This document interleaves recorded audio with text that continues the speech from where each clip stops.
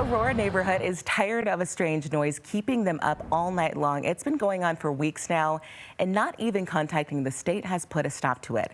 Residents think that sound might be connected to the new fracking site south of the Aurora Reservoir. Your reporter in Aurora, Michael Abeda, live now. Michael, there was a big fight over this fracking site when it was first proposed. Yeah, that's right. It's been a long journey for people living out here in southeast Aurora who didn't want fracking near their homes, or near the Aurora Reservoir. Now, they were successful in delaying the installation of one of the wells that is closest to homes in the area, but now other wells have been built and they are up and running, and residents around here are wondering if they're responsible for the noises they're hearing overnight.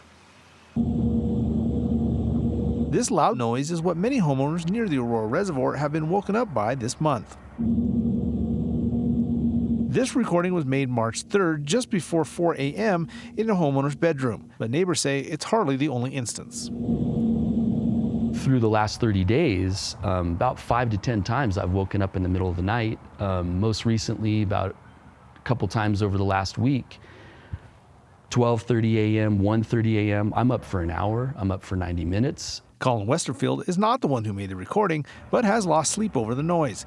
He says it's been rough. We put on a white noise machine and we had to get it pretty loud, almost to where the noise machine's now keeping you awake. He and many of his neighbors wonder if the sound is coming from oil and gas operations near the Aurora Reservoir. The Lowry Ranch project was approved back in 2024. This is really odd. This isn't someone's hot tub in the backyard or a generator or a heat pump. This is something I've never heard in 6 years, and it's loud. Since the beginning of the permitting process, Civitas, the operators of Lowry Ranch, have pledged to be good neighbors and abide by all rules and regulations in the state, including regulations aimed at limiting noise.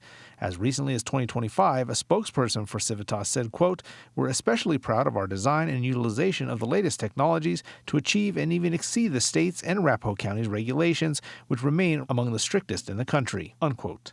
Colin can't help but wonder if he and his family will continue to lose sleep over this, and if moving the wells would solve the problem. We're not opposed to oil and gas, right? Our perspective was, we understand that this is something that drives what we do, but shouldn't this be further away?